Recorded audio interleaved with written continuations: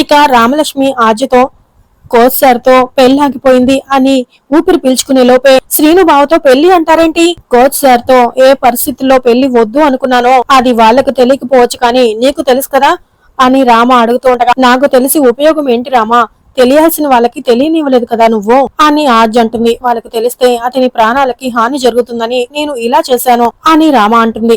అయినా సరే మీ బావని పెళ్లి చేసుకోవడం తప్ప నీకు మరో దారి లేదు అని ఆర్జ్ అంటూ ఉండగా అందులో అక్కడికి శ్రీను వచ్చి ఆ మాట విని షాక్ అవుతూ ఉంటాడు.